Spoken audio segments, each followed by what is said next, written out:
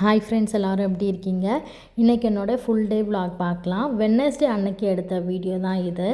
காலையில் வீட்டு ரொட்டீன்லாம் முடிச்சுட்டு கம்பெனிக்கு ஒரு 10லேருந்து 10:30 அது மாதிரி நான் வருவேன். வந்ததுக்கப்புறம் ஸ்டாக்ஸ் செக் பண்ணுறது, வீடியோ எந்தெந்த ப்ராடக்ட் எடுக்கணும், அதுக்கப்புறம் ப்ரொடக்ஷன் என்ன பண்ணிகிட்ருக்காங்க, இந்த மாதிரி வேலைகளை நான் பார்ப்பேன். சிஸ்டம் ஹேண்ட்லிங்கு, அக்கௌண்ட்ஸு, அதுக்கப்புறம் ஆப்பில் செக் பண்ணுறது எல்லாமே ஹஸ்பண்ட் பார்த்துப்பாங்க. ஸோ ஒரு கால்குலேஷன் தான் பண்ணிகிட்டு இருந்தோம். எனக்கு எப்படி போட்டாலும் அந்த கால்குலேஷனே வரமாட்டேங்குதே அப்படின்னு சொல்லிட்டு தான் டிஸ்கஸ் பண்ணிகிட்ருக்கோம். ஒரு 12:30 அது போல் நான் வீட்டுக்கு கிளம்பிடுவேன். இன்றைக்கி வெட்னஸ்டேவா, சரி நான்வெஜ் பண்ணலான்ட்டு பெருசாக காலையிலே லன்ச் எதுவுமே பண்ணல. பிரேக்ஃபாஸ்ட் மட்டும் பண்ணிவிட்டு சிம்பிளாக நான் கம்பெனிக்கு வந்துட்டேன். இதுக்கப்புறம் தான் ஒரு 12 மணி போலே நான் கிளம்புறேன்னு சொல்லிட்டு கிளம்பியாச்சு. அப்புறம் நேற்று 3 நைட்டி கிட்டே வாங்கிட்டு வந்தேன்னா, ஸோ கம்பெனியில் ஒரு அக்கா வீட்டில் டைலரிங் மிஷின் இருக்குது. அவங்கள்ட்ட கொடுத்து இது மட்டும் ஓர அடித்து கொடுங்கக்கான்னு கேட்டிருந்தேன். அவங்களும் எடுத்துகிட்டு வந்துட்டாங்க. அதை வாங்கிட்டு கிளம்பிட்டேன். இங்கே பார்த்திங்கன்னா மசாலா ரெடி பண்ணிகிட்டு இருந்தாங்க. ஸோ குழம்பு மிளகாத்தூளும் சாம்பார் பொடி ரெடி பண்ணிகிட்டு இருந்தாங்க. ஒரு பக்கம் ஆர்டர் டிஸ்பேட்சுங்க கிளம்புறமான்ட்டு போனேன். அதுக்குள்ளே ஒரு டவுட் வந்துடுச்சு. ஸோ அதையும் முடிச்சுட்டு வீட்டுக்கு கிளம்பிடலாம். இப்போல்லாம் கொஞ்சம் நஞ்சம் வெயிலாங்க அடிக்குது. கத்திரி அப்போது வெயில் அடிக்கலை. இப்போ எல்லா வெயிலும் சேர்ந்து அடிக்குது. வீட்டுக்கும் கம்பெனிக்கும் ஒரு 800 மீட்டர் தான். அப்படி போகிறதுக்குள்ளே எனக்கு கண்ணெல்லாம் இருண்டு போன மாதிரி ஆகிடுது. எப்படி இருந்தாலும் இவன் முழிச்சு தான் இருப்பான். 1/2 மணி நேரம் அவன் கூட ஸ்பெண்ட் ஆக போகுது டைமுன்னு பார்த்தா பயங்கர ஷாக்கு. நான் போனோடனே அவன் எழுந்துட்டானா, விளையாண்டு இப்போ தான் தூங்கினான் அப்படின்னாங்க. அதனால தான் என்னோடய ஹாப்பி ஃபேஸு. அப்புறம் என்ன, இப்போ தானே தூங்கியிருக்கான், ரிலாக்ஸாக சமைக்கலான்னு வந்தேன். இன்றைக்கி பார்த்திங்கன்னா நேற்று நைட்டு பண்ண சப்பாத்தி நிறையவே பண்ணியிருந்தேன். அதுதான் ஜெய்யோட ஸ்கூலுக்கு சப்பாத்தி நூடுல்ஸ் மாதிரி பண்ணி கொடுத்துருந்தேன், முட்டையெல்லாம் போட்டு. அது அவன் எடுத்துகிட்டு போயிட்டான். காலையிலையுமே சப்பாத்தி தான். பெருசாக டிமாண்ட்லாம் பண்ண மாட்டான், இதுதான் வேணும் அதுதான் வேணும்ன்ட்டு. நம்ம என்ன கட்டி கொடுக்குறோமோ எடுத்துகிட்டு போயிடுவார். காலையிலே ஹஸ்பண்டை மீனும் இறாலும் வாங்கிட்டு வர சொல்லியிருந்தேன். அதை வாங்கிட்டு வந்ததுமே நான் ஃப்ரிட்ஜில் உள்ளே தள்ளிட்டு போயிட்டேன். எனக்கு எது தெரியுமா ஈஸியான வேலை? காலையில் வேலையோட வேலையாக சமைச்சு வச்சிட்டேன்னா எனக்கு இந்த மதியானம் ப்ரெஷர் இருக்காது. சரி, நான்வெஜ்ஜு ரொம்ப நாள் ஆகிடுச்சு சூடாக சாப்பாடு போட்டு சாப்பிட்டு, அதனால் சூடாக சாப்பிட்லான்னு ஒரு ஆசையில் தான் மத்தி மீன் வாங்கிட்டு வர சொல்லியிருந்தேன். சரி மீன் வறுத்துட்டு ரசம் வச்சிடலான்னு தான். அதுக்கப்புறம் இறால் சாப்பிடணும் போல் இருந்துச்சு. அப்புறம் போகும்போது தான் கால் பண்ணி இறால் வாங்கிட்டு வாங்க அப்படின்னேன். சரி மத்தி மீனை வறுத்துட்டு இறால் குழம்பு மாதிரி வச்சிடலான்னு. இந்த மிளகாத்தூள் நம்மளோட பிராண்டோட தான். இதில் மிளகா, தனியா, சீரகம், மிளகு, சோம்பு இதெல்லாம் சேர்த்து அரைச்சி கொடுக்குறோம். 5 வருஷத்துக்கு முன்னாடிலேருந்து போடுற அதே இன்க்ரீடியன்ட் போட்டு தான் இப்பொழுது நம்ம சேல் பண்ணுறோம். நிறைய பேர் நம்ம குழம்பு மிளகாத்தூளுக்கு ஃபேன்ஸ் இருக்காங்க. ஆரம்பத்துலேருந்து இப்போ வரைக்கும் நம்மள்ட்ட தான் மிளகாத்தூள் மாதம் ஆனால் ஆர்டர் பண்ணுறவங்களும் இருக்காங்க. ஸோ ரொம்ப டேஸ்ட்டாக இருக்கும். வீட்டில் எப்படி நீங்கள் அரைப்பீங்களோ அதே மாதிரி தான் பார்த்து நம்ம அரைச்சி கொடுக்குறோம். இப்போ மீன் வறுவல்னால் எதுவுமே போட வேணாம். மிளகாத்தூள் கொஞ்சமாக லெமன் புழிஞ்சு விட்டு உப்பு போட்டு தண்ணி ஊற்றி மிக்ஸ் பண்ணிங்கன்னா மீன் மசாலா ரெடி ஆகிடும். அப்படியே மீனில் பரட்டி எண்ணெயில் போட்டு பொரித்து எடுத்துட வேண்டியது தான். டைம் வச்சு தான் நான் சமையலே ஸ்டார்ட் பண்ணேன். 1 மணி நேரத்தில் சமையலை முடிச்சிடணுன்னா, ஏன்னா இப்போ குட்டி தூங்கிட்டுருக்காரா, அவர் எழுந்துட்டாருன்னா எனக்கு ஃபுல்லாகவே வேலை கெட்டு போயிடும். அதனால் கடற்கடன் ஃபஸ்ட்டு மீனை மசாலா போட்டு ஃப்ரிட்ஜில் வச்சிடலாம். அதுக்கப்புறம் சாதம் வச்சுட்டு கடற்கடன் குழம்ப தாளிச்சிடலான் தான். நித்தினுக்குமே இன்றைக்கி மதியானம் லஞ்சுக்கு இறால் ரைஸ் தான் கொடுத்தேன். சாப்பாடு, கொஞ்சமாக மஞ்சத்தூள், இஞ்சி பூண்டு பேஸ்ட்டு, கொத்தமல்லி, கருவேப்பிலை, 3 துண்டு இறால், கொஞ்சமாக உப்பு, அவ்வளோதான். அவருக்கு இந்த ரைஸ்லாம் ரொம்ப பிடிக்கும். இதிலே நான் சிக்கன், மட்டன்லாம் இதே மாதிரி மெத்தடில் தான் பண்ணி கொடுப்பேன்.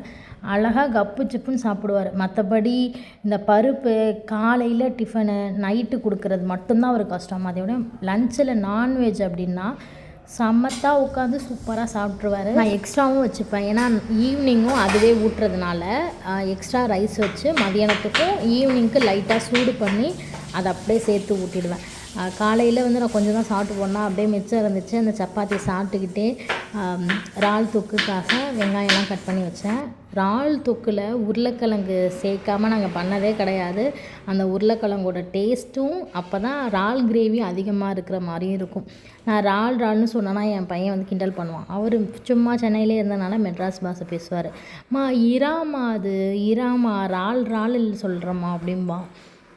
ஸோ வீடியோ பார்க்குறவங்களுக்கும் என்னடா இறால்னு சொல்கிறாங்களே அப்படின்னு தோணும். ஸோ ரசத்துக்கு பார்த்திங்கன்னா புளி முன்னாடியே ஊற வச்சு ஃப்ரிட்ஜில் வச்சுருப்பேனா, அதை எடுத்து தான் கரைச்சிட்ருக்கேன். இஞ்சி பூண்டு பேஸ்ட்டும் தீர்ந்துடுச்சு. இப்போல்லாம் ஃப்ரெஷ்ஷாக அரைக்கலாம் டைம் இல்லைன்னு கொஞ்சமாக தண்ணி ஊற்றி மிக்ஸ் பண்ணி இறால் கிரேவியில் ஆட் பண்ணிட்டேன். ஃப்ரிட்ஜையும் சுத்தம் பண்ணணும். நாளைக்கு தான் பார்த்திங்கன்னா மாவு அரைக்கணும். அதனால் ஃபுல்லாக டீப் க்ளீன் பண்ணலான்னு இருக்கேன். கொஞ்சம் கிச்சன் கவுண்டர் டாப்புமே கச்சன்னு இருக்கா. இது எல்லாத்தையும் செட் அவுட் பண்ணி மினிமலாக திங்ஸ் வச்சுக்கலான்னு பிளான் பண்ணுறேன்.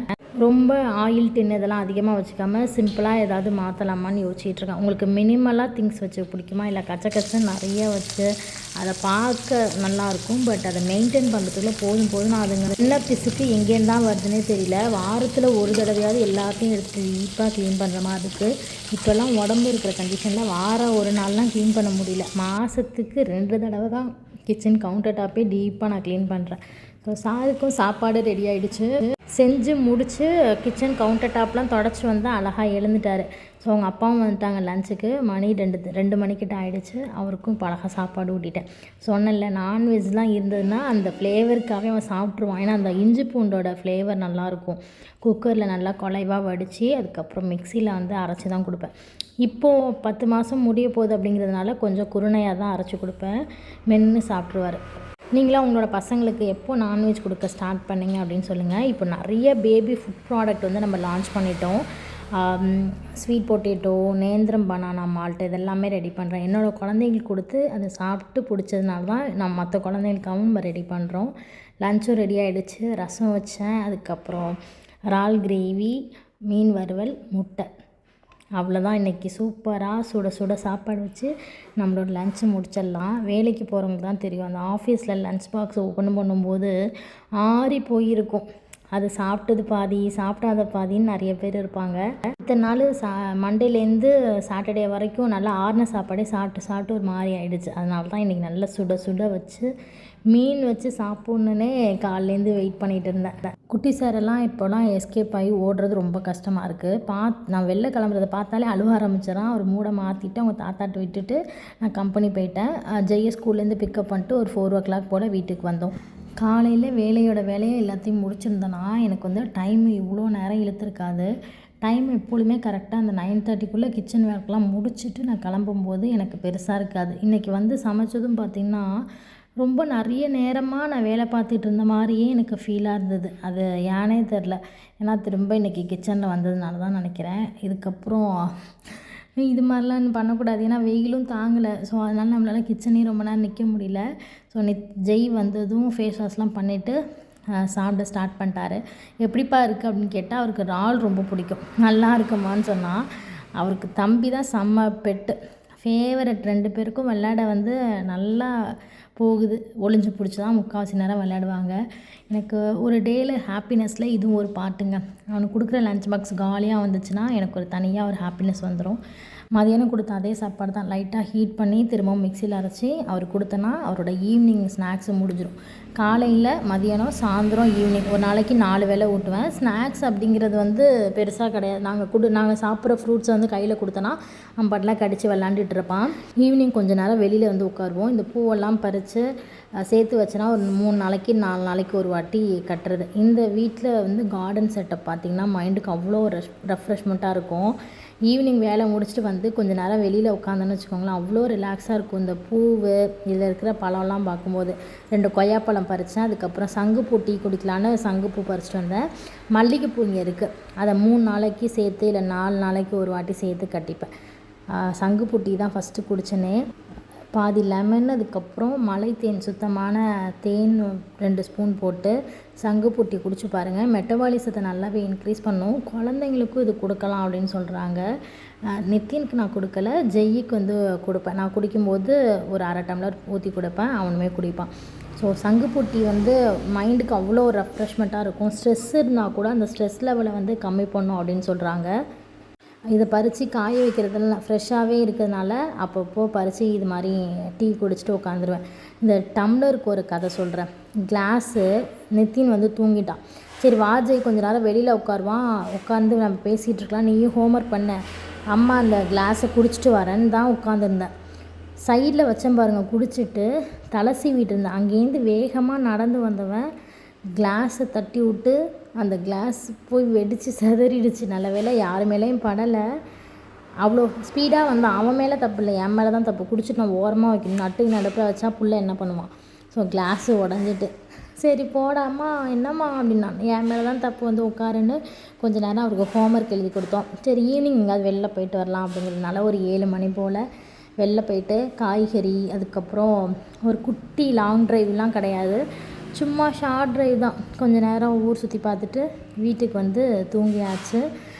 கிடைக்கிற கொஞ்சம் நேரமும் நம்ம ஃபேமிலியோடு ஸ்பெண்ட் பண்ணணும். இந்த செகண்ட் போனால் திருப்பி அந்த செகண்ட் வரப்போகிறது கிடையாது.